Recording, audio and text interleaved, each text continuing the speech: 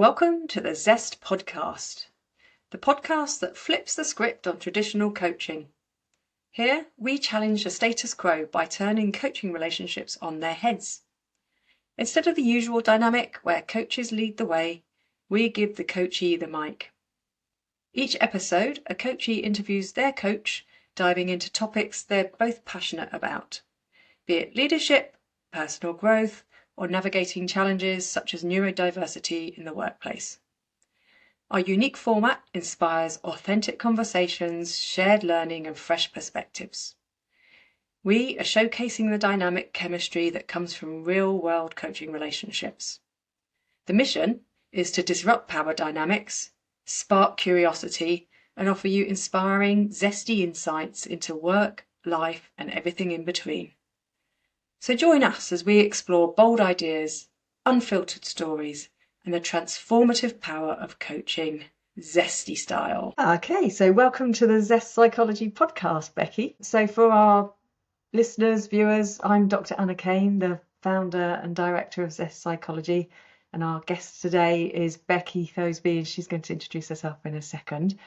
But Becky, we met at a wellbeing research workshop at King's College back in 2024, and then again at a relational mindfulness book launch online, and we stayed in touch. I remember that I asked a question to the speaker that you were interested in, and we connected over that, and it was about the impact of neurodiversity on relational mindfulness.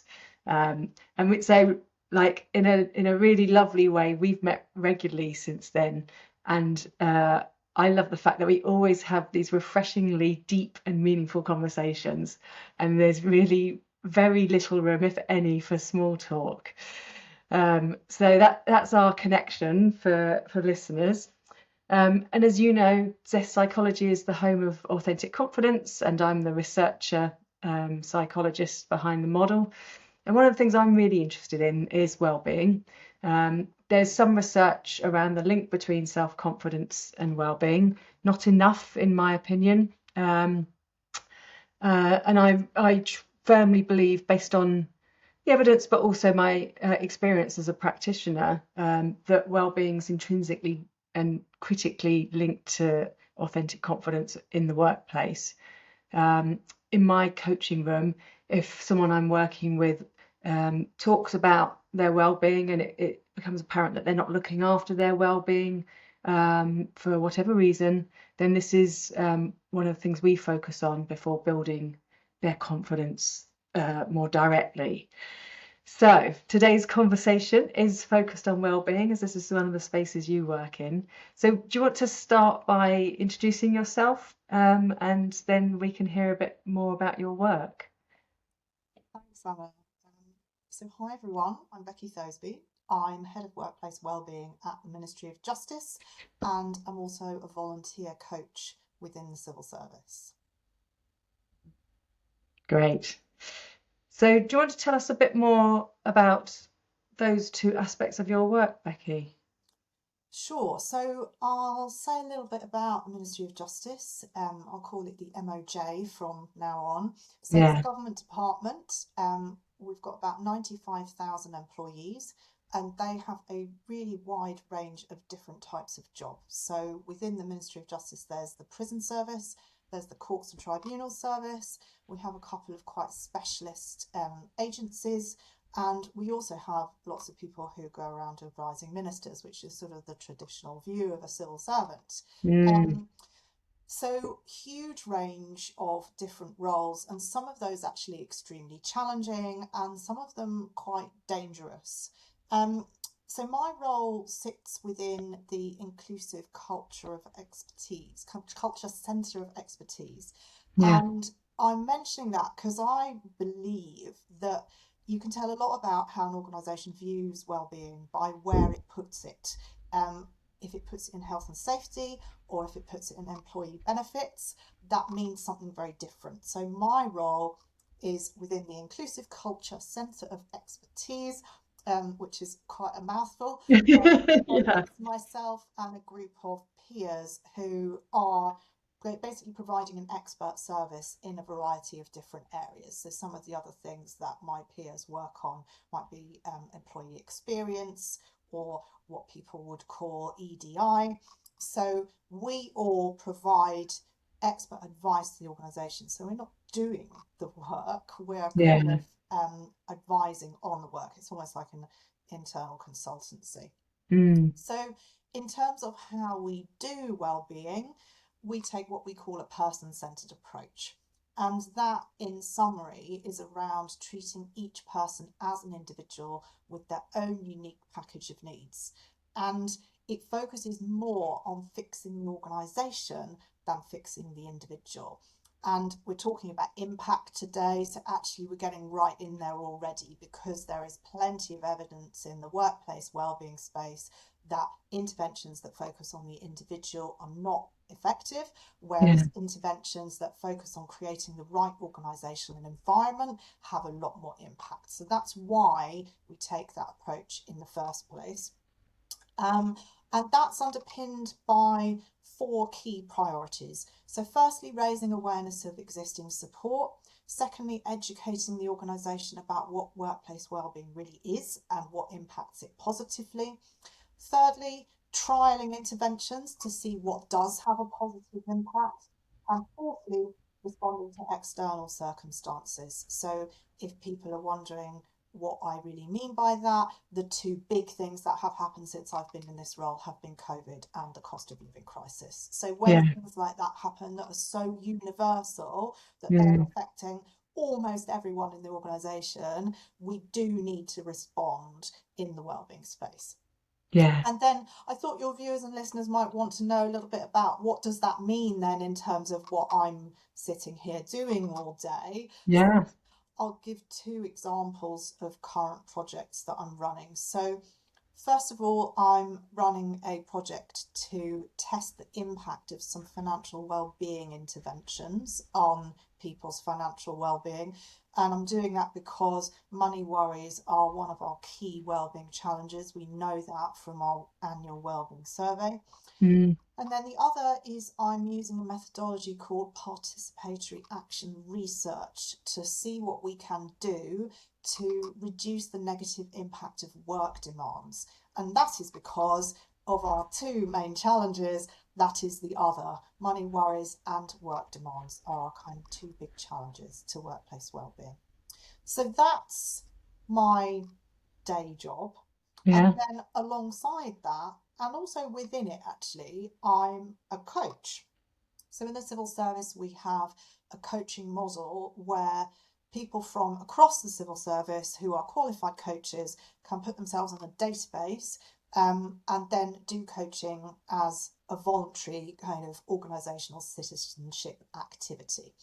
And what I think is great about this is that anyone who wants coaching can go on that database and just approach any of the coaches and ask them for a chemistry review. They don't have to tell their manager that they're doing coaching, and they don't have to agree any of their objectives for the coaching relationship with their manager. So there's a lot of freedom and autonomy, which I love. So I do that as a volunteer. But also coaching is really useful as part of my day job. So I sort of described what I do a bit like an internal consultancy. So if I'm working with a particular business area to improve wellbeing in that area, coaching their leader would undoubtedly be part of it. So I'm very lucky, I think, that I have an opportunity to mesh those 2 roles. And of course, the skills that I develop in the coaching space really help me in my day job. And I can imagine that coaching leaders gives you not that you would take those confidential conversations elsewhere, but I can imagine that gives you greater insight into how your other day job, the more systemic work, how it impacts teams and leaders and what the challenges are being faced. Greater insight. So you can take you can take that learning with you, can't you, across?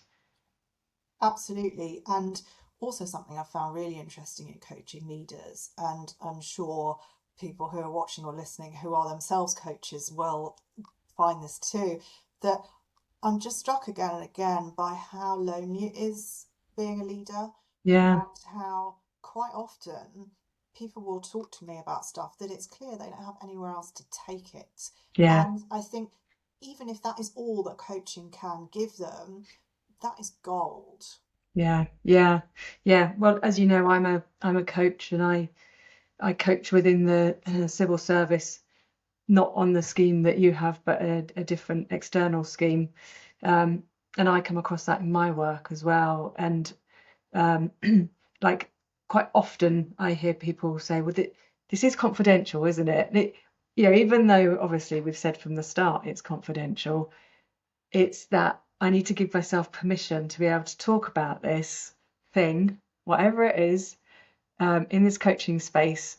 And so that can be their kind of signal to themselves. This is confidential, isn't it? And that, but for me, that, it means that I know they're going somewhere where they, like you say, they've hardly ever spoken about it, if never. And I know that civil servants, obviously, even within that, even within coaching, there's things they can't talk about even within coaching That's because right. of their requirements to keep certain parts of their job confidential. So coaching can't take that away completely, but it can support so nicely, can't it? And that's an important part of well-being for me, is having that space to say things out loud, without without judgment, without criticism, without someone trying to fix it. All of those things that, um, if you take it somewhere else, that they can be the responses that people bring back, can't they? Absolutely. And I think that is the thing that is so precious about coaching, providing that space, which I think is unique. Yeah, yeah. So, so what is it that influenced you to do the work that you do? Well, I think coaching and workplace wellbeing sort of linked, but I'll talk about coaching first. So Yeah. I was diagnosed with an autoimmune condition in my mid-20s, and before that, I kind of didn't care about my own health at all. Or Mm, maybe I did care, but I had no idea that I had agency in that space. So, mm, I was having quite a good time. I used to smoke, drink a lot, eat junk food. Oh, those were the days. yeah. Actually, when I discovered that I had quite a significant health challenge, and I had been brought up to think that your health is the doctor's responsibility. And Mm, they're the expert, they advise you, and you do what they say. And I very quickly found that that model is just not the reality. mm, And that actually my health was my responsibility. And a lot of the things that were being suggested as treatment were actually as bad as the disease itself. And so I very quickly then started to look at what I could do myself to improve my symptoms and manage them long term.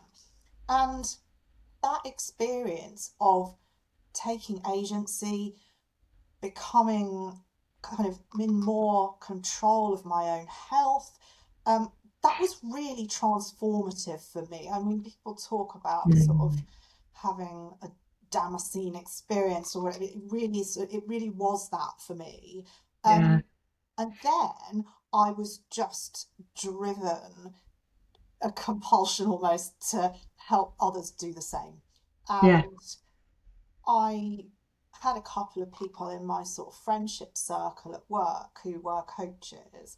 And then I started asking more about it, becoming more curious. And then I was like, oh, this could really be for me.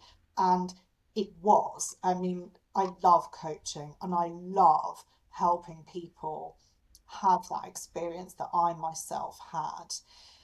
And then I think workplace wellbeing was sort of the next step on that journey in terms of wanting to make the workplace an environment where that is possible.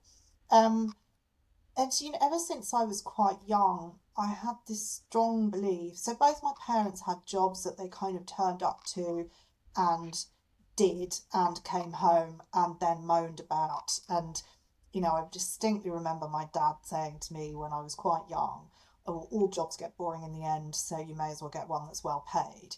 And I just kind of thought, you know what, I don't want that I don't want that to be my life. Yeah, or my mindset. I don't want that to be my No, mindset. no, indeed. But also, I kind of thought, surely there must be a better way. Surely work doesn't Yeah, have to be this yeah, kind of treadmill of boring, pointless activity. And then once I got mm, into the workplace, there seemed to be this thing called HR, which was kind of helping to make that happen. And so that was where I went to.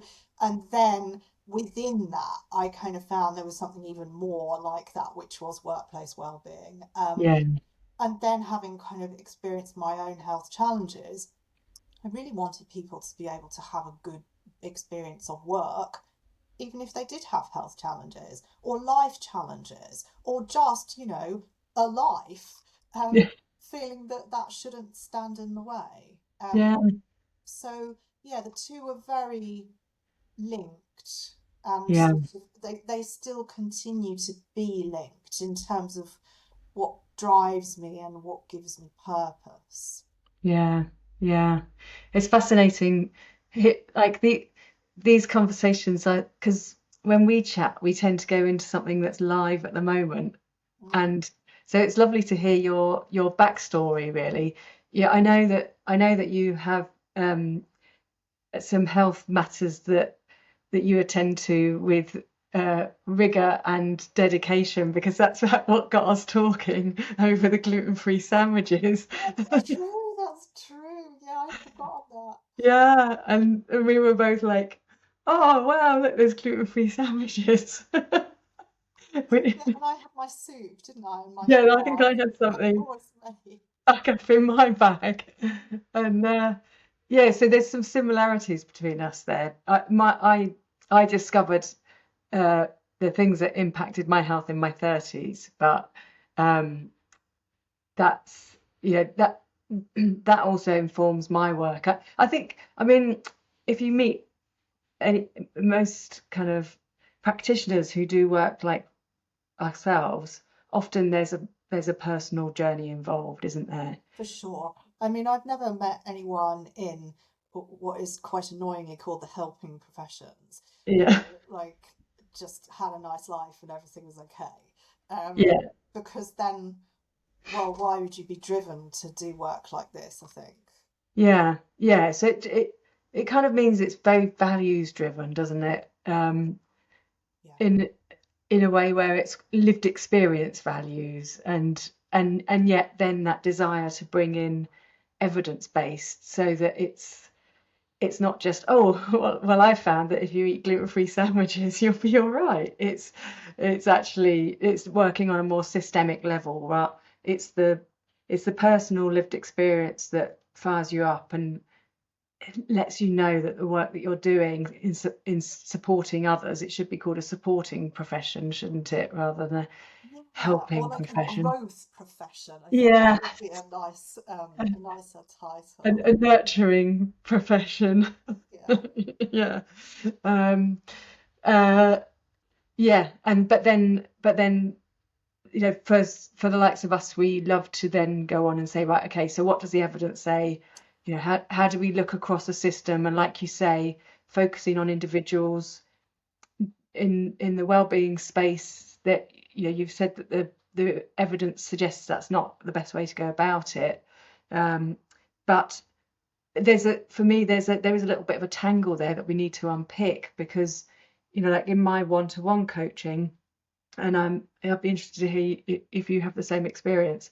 If you're working with leaders, then in a one-to-one space, you are influencing the system in some coaching relationships, because you're talking to leaders about what they're doing with their teams, and in some, depending on the level of leadership and the area they operate in, you might be talking about policy, you might be talking about process, you might be talking about the impact that their personal behavior and approach has on the people they lead. So it depends how you view one-to-one stuff, doesn't it? Because for me, one-to-one work with the right people who've got the right perspective, a right systemic perspective, whilst you're doing one-to-one work, you are actually doing systemic work as well at the same time. Yes, because I strongly believe that how a leader shows up has a massive impact. Well, actually, it's not just what I believe. There is evidence that how a leader shows up has a massive impact on the people that they lead. And so if we are talking about, as you said, the impact of behaviour, then we're not just helping that one person, we're helping everyone who reports to them. Yeah.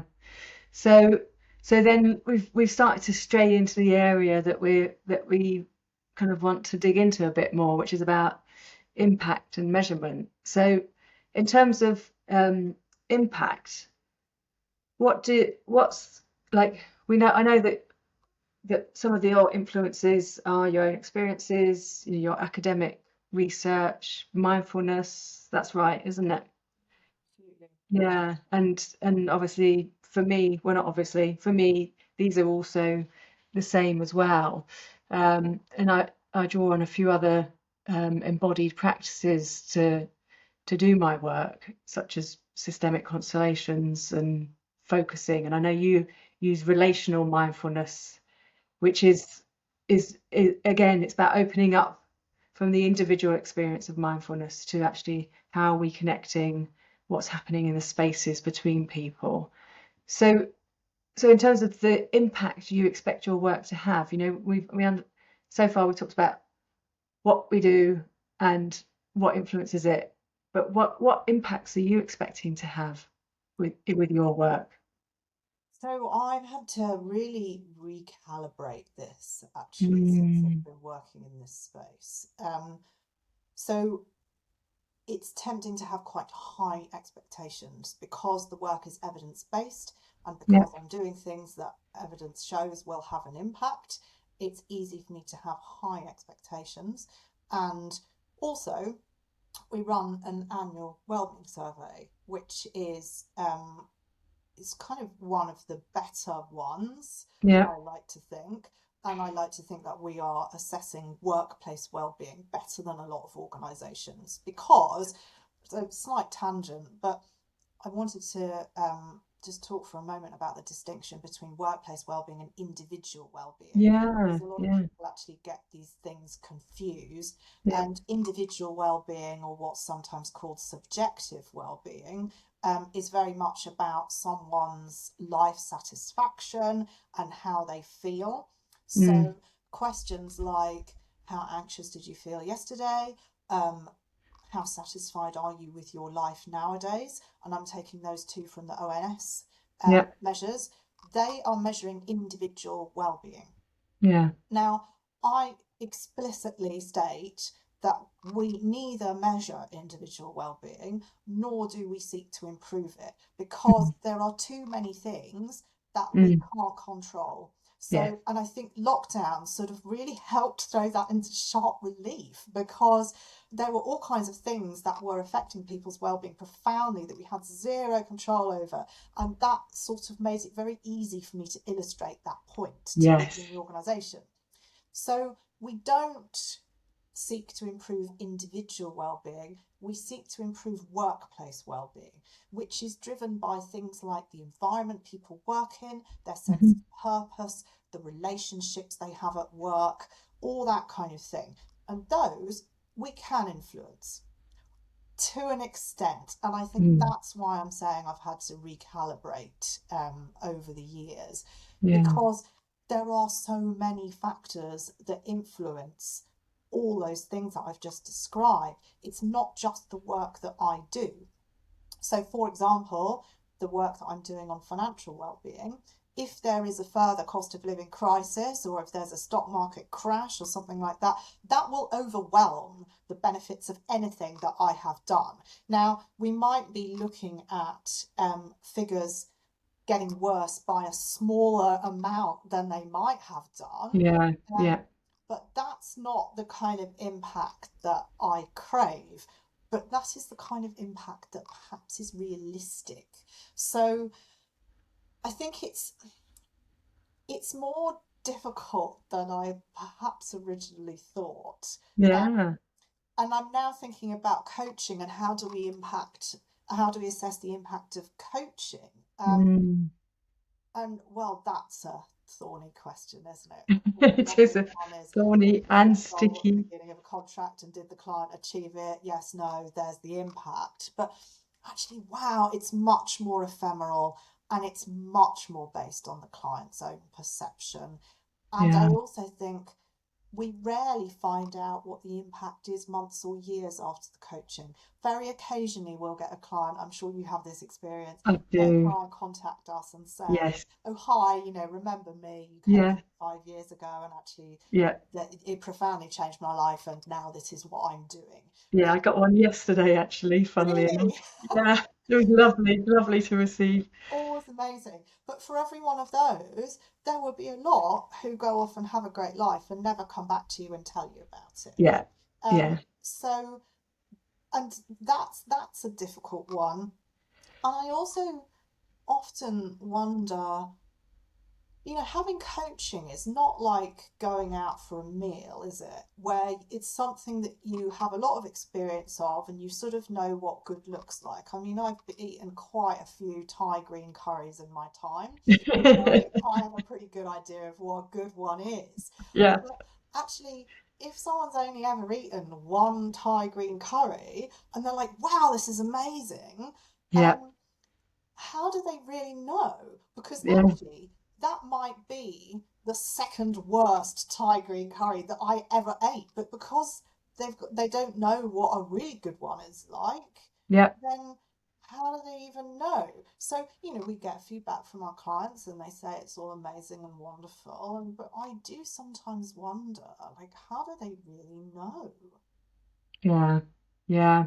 And it's, yeah, I mean, and what is it that they're trying to know as well?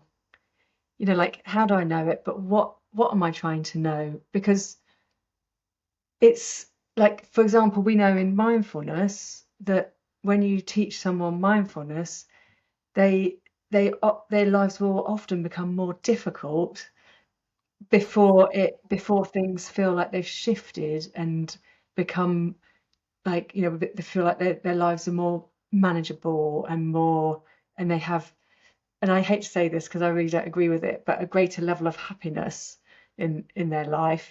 Because no, if you look at the definition of happiness, it can't be a long-term thing because it's an emotion that happens in response to the release of difficult situations. But that is kind of common terminology. People will be like, oh, I feel happier, or I feel more content with my life, or my life's less stressful.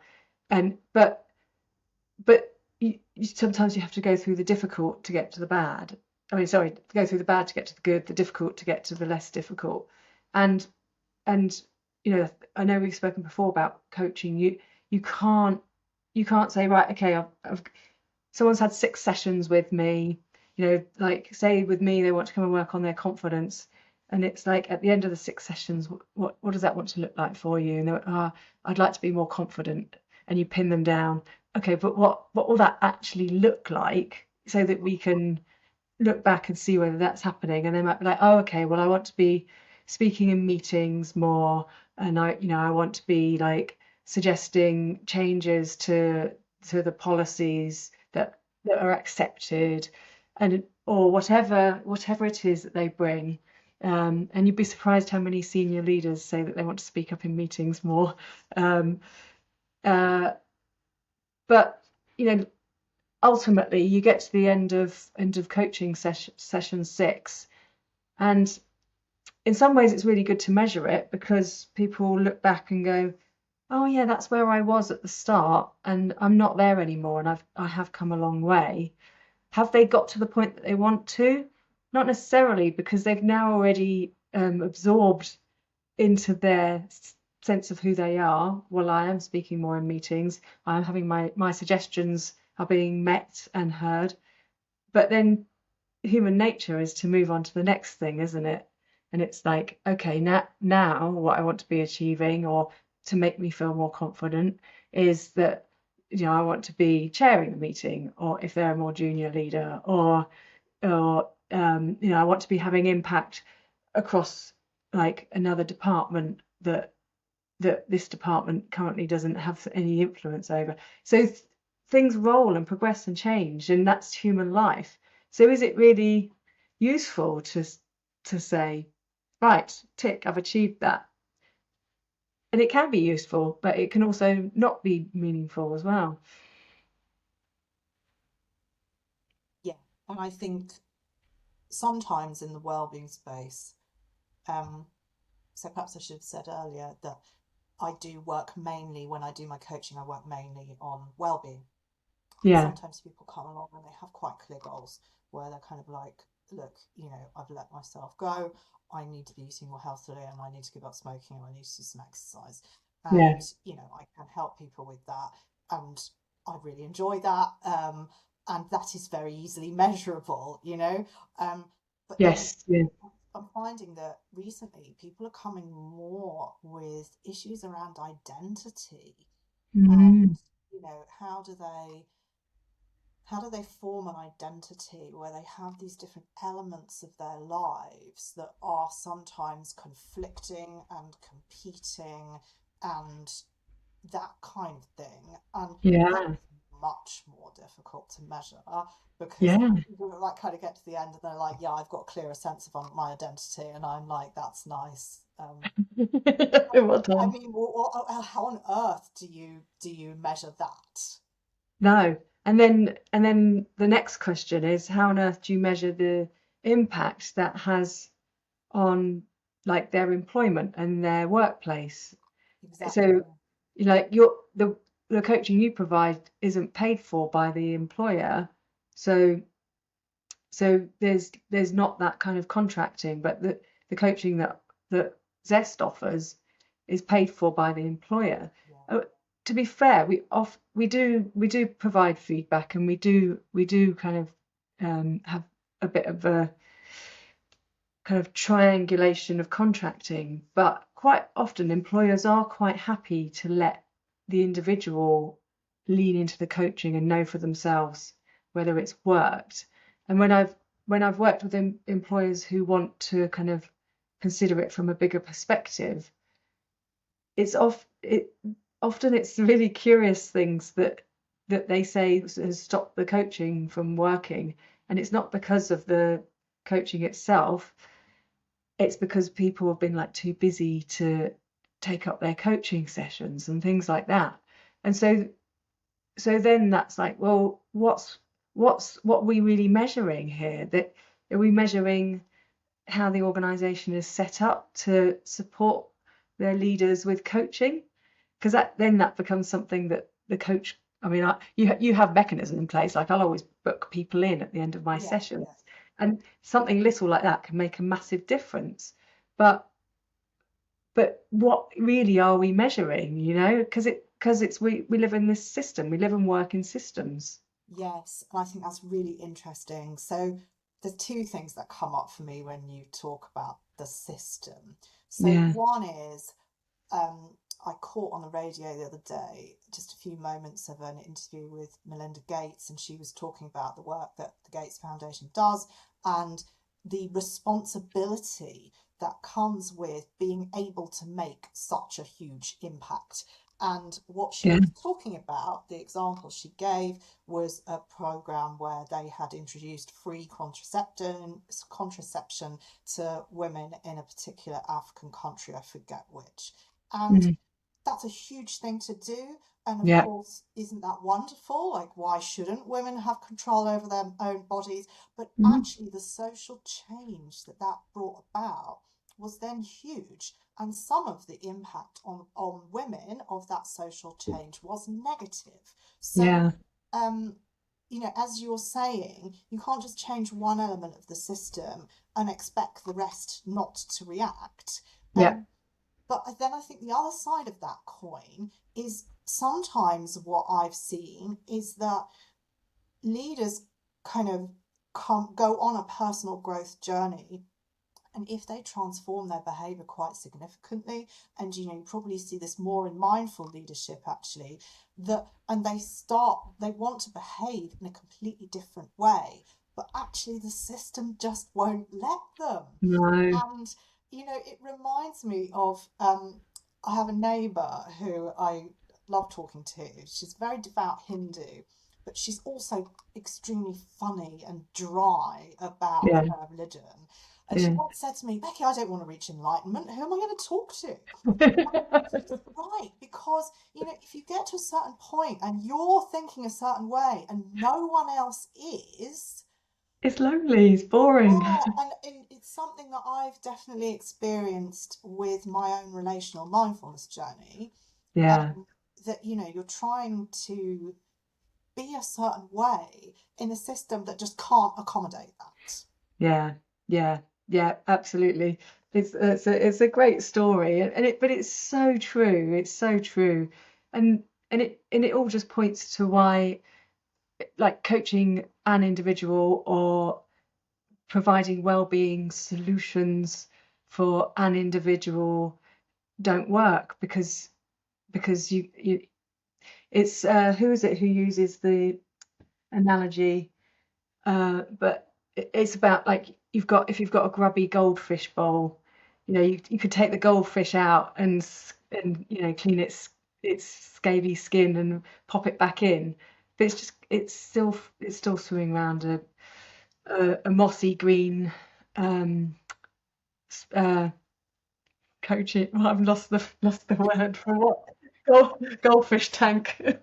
Yeah, And so we really need to be cleaning up the goldfish tank, but then actually, like, where do you stop with your system analogy? Because yes, I think this was Ed Rowlands on the systemic constellations work I do with him. He was talking about this analogy, but if you think about it, it's like, okay, so you've got this goldfish in a goldfish bowl, but then why is the goldfish bowl all green?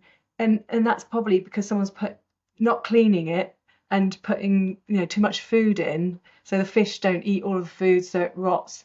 And so, okay, well, why is that person behaving like that? Oh, well, it's because they haven't got time to read the manual. And so the system just grows and grows and grows, doesn't it? Once you really start thinking about things as a system, you're like, well, that person is, and they can't read the manual, and then because they're too busy at work. And why are they too busy at work? Because their organization hasn't got things right. Why hasn't their organization got things right? Because they're not funded properly. Why aren't they funded properly? But and it, and then you start looking at things like the NHS and social and health and social care, and then even that is, that's like one of the biggest employers in the world, the NHS. But even that operates within a global platform, and so it just goes and goes and goes. And so, at what point do you say, okay, all we're doing here is coaching? And so we do what we can, we measure what we can, we measure it in the way that we think is the best, like the best indicator of whether it's working, and we try not to pretend that we can fix the world in 6 coaching sessions. absolutely. And I mean, it makes me think of two things actually. One is I was having this conversation with a friend recently and feeling a little bit despondent actually about, what impact can I have when all I'm capable of doing is like cleaning 1 square centimetre of a goldfish tank, and Yeah, it's within a system exactly as you describe. yeah. And so this friend of mine, she runs a very small charity which is dedicated to improving perceptions of migrants through storytelling. So this is Oh, nice. niche stuff. Yeah, And okay. she said, I just think you're being too greedy for impact. If I put something on YouTube and one person likes it, then I've done a good job because Yeah, one person, the message has reached one person. I was kind of like, gosh, that's quite hard for me to swallow. yeah, But at the same time, it kind of brought to mind one of the things that we do in the MOJ is we have a network of what we call mental health allies, and some of your viewers and listeners will be familiar with mental health first aiders. They're very Yeah. similar to that, but they have a slightly wider role in that Right. they also have a role in proactively breaking stigma around mental health. And I know for a fact that those allies have saved more than one life. So people have approached them with suicidal thoughts, and they have enabled them to not act on those thoughts. Now, that means that indirectly in my career, I have saved more than one life. Theoretically, I could just like go back to bed now, because Yeah. what Yeah. more do I really want? Yeah. Yeah. So Yeah. again, there's definitely two sides to this. That if Mm. I'm thinking, oh, well, I want to see improvements in the metrics on the workplace wellbeing survey, well, actually, is that too much? And I should be content with something a lot more kind of micro level. Yeah. Um, Yeah. Yeah. then the question is, who decides? Who decides what impact is and what it looks like? Yeah. Yeah. And in your line of work, in your more systemic well-being work that you do, who would you say gets to decide? I wouldn't say that it is just one person. No. So, I mean, I'm the expert service. So, in theory, I get to decide and explain that to others and Yeah. influence them. But that doesn't mean that senior leaders don't have their own idea of what impact looks like and Mm. listen to me speaking and so that you think, well, that's all very nice, but actually, I know what it really is. Because actually, the funny thing about well-being, working in well-being, is everyone thinks they know how to do it. Yes. So that can be a challenge. But oh, yeah, I've lost my thread a bit now. You said, yeah, who gets to decide? Who gets to decide? Yeah. Yeah, I mean, in theory, me, but that doesn't mean that then the people who can influence the system more than I can actually agree with my view. Mm. And so I'm thinking really about senior managers and their hunger to reduce sickness absence. Sickness absence is something that really gets me hot under the collar because it's really seductive because it's so easy to measure. Yeah. All organisations have their average working days lost, and you can see that go up or down. And isn't it nice? And isn't it obvious when someone's off sick and their work doesn't get done? And Mm. that whole thing about what gets measured gets managed. I feel that with sickness absence, that's like putting the cart before the horse, and you're managing what you can measure rather than what really matters. Because actually, there's loads of ways that you can reduce sickness absence. So if you stop paying people when they're off sick, they will be off Yeah. sick less. If Mm. you discipline them when they are off sick, they will be off sick Mm. less. If Yeah. you introduce a redundancy situation to the organisation, sickness absence generally goes down quite dramatically. So, Mm. we're not going to do those things because we are a caring employer, but there's still this attitude that, oh, but that's what I want to see. Yeah. Whereas what they should be wanting to see is better workplace well-being, because guess what? If you have better workplace well-being, the sickness absence will look after itself. Yes. Um, or it does get a little bit more complex actually, because I agree. a bit like with your example that you gave about mindfulness, things feeling worse before they start to feel better. Yeah. Actually, if you do address workplace wellbeing, sickness absence is probably going to Go up. increase before Yeah. it decreases, because you'll get a reduction in presenteeism. If Yeah. people feel empowered to look after themselves, if they're Mm. sick, they're going to actually take time off. Yeah. Rather than just pretending they're not and turning up for work because they've got so much work to do and all Yeah. the rest of it. So you would see that blip probably before it starts to look after itself. So Yeah. I'm Yeah. not being trite about this and claiming it's simple, but No. But I hear that. I hear that in my coaching room and in environments where people are treated like adults, and yes, so like for me some of this comes to like a kind of neurodivergent slash neurotypical way of viewing work as well.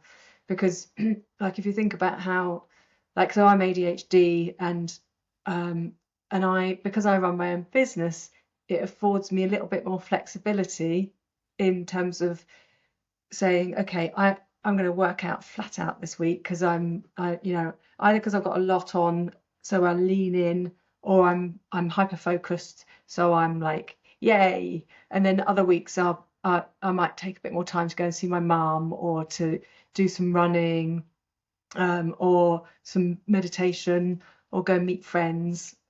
My life's not as wholesome as I've just made out. um, uh, so like, if someone was measuring me turning up to work, they'd be like, well, I'm disappointed that some weeks you don't seem to be making the effort. But actually, when I hyper focus, it means that I need to have some downtime to recover from that, or I need to be doing different things. I probably don't have that much downtime, to be fair, but it's about different fluid ways of working, so peaks and troughs.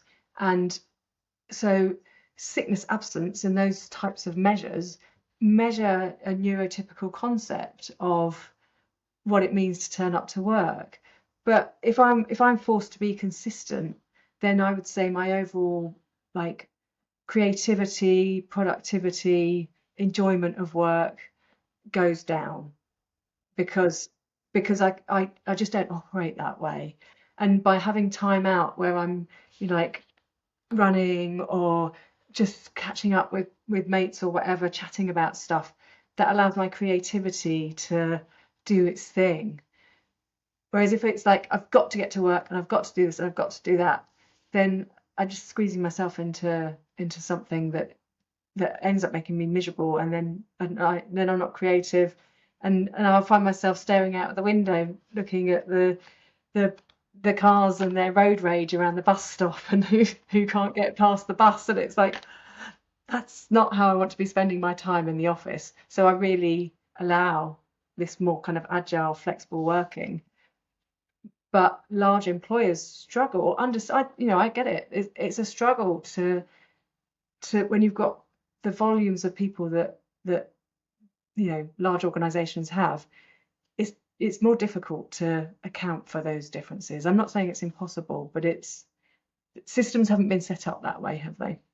No, absolutely not. And, we do have some employees where they have very, very little flexibility.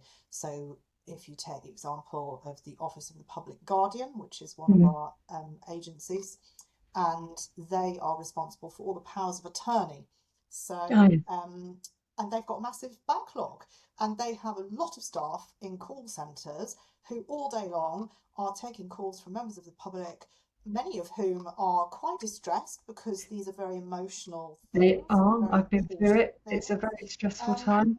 so those members of staff can't just say, "Oh, I'm not feeling productive today. I'm going to go Yeah, for a walk," yeah. because I'd something's rather be gone meditating wrong today. with what they are doing.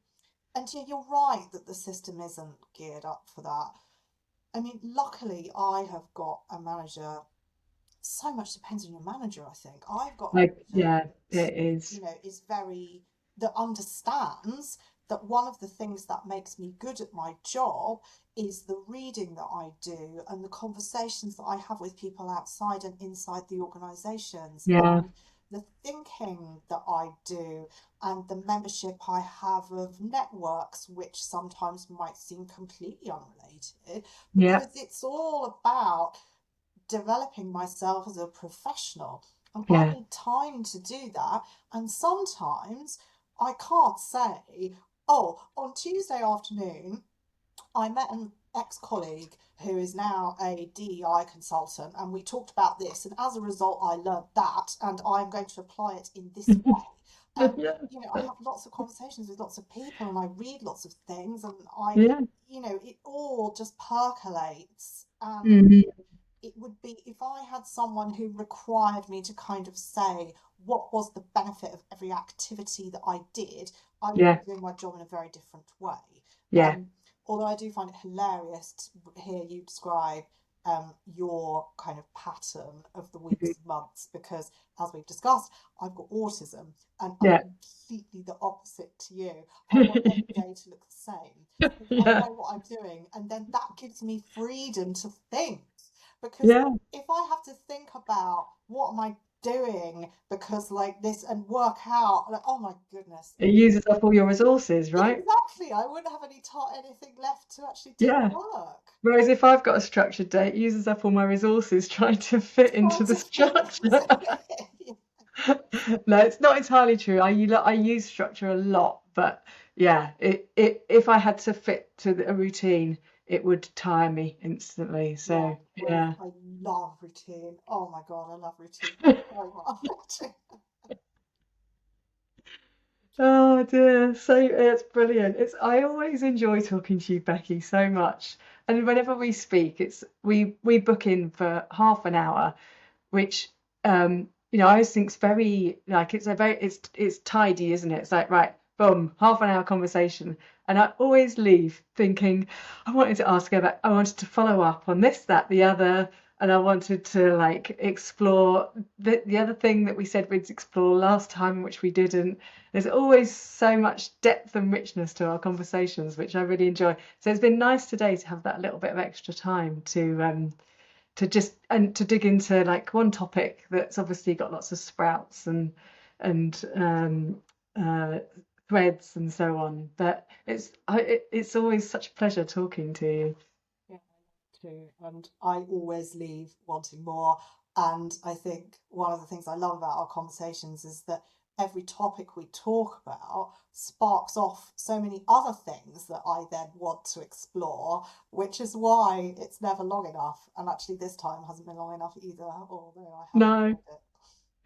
So if there's anything is there anything you'd like to and I'm pinging it uh, dropping this on you at the last minute, so you might not have thought about it.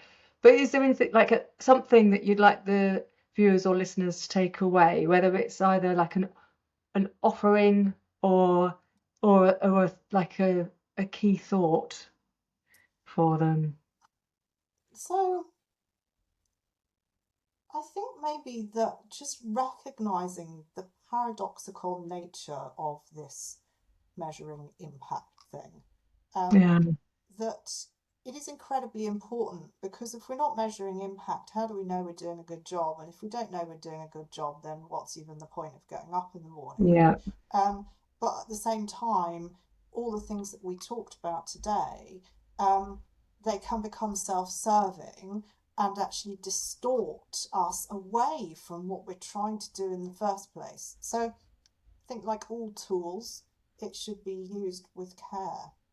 yeah, yeah. I agree. I think it's such a critical thing, and it should be used in context, I think is the Yes. thought I will add as my takeaway or giveaway thought to complement yours, is that each time you deliver, it's always in context. So whilst you work for one organization, it's so huge. You will have many different contexts within it that you attend to. And likewise here with, well, differently for Zest actually. We work with different organizations, and so each time we'll we'll look at their context and how we deliver things like coaching or like team interventions. Each time you're looking at the organization and what they're trying to achieve and what their values are and what's really meaningful for them. So context is critical, isn't it? Context is queen. Yes, and I think it's just coming back to your analogy of the goldfish tank, which I loved. If I'm putting an intervention in place, I'm doing it in context of that area of the organisation, which itself is in the context of the organisation, which in itself is in the context of civil service, which in itself is in the context of UK society. And Yeah, as you say, like, where does that stop? yeah, yeah. The universe forever. Yeah. So, okay, well, um, It's been amazing talking, Becky. And I just want to say for listeners, if they want to get in touch with us here at Zest to find out more about what we do, then they can contact us at zestpsychology.com. You may not feel like sharing your contact details because of operating in a different environment, but we're both on LinkedIn, aren't we? If anyone wants to connect with us. So, okay, I think that's a wrap then. That's a wrap. It's been a pleasure. Thanks for the opportunity. It's a pleasure.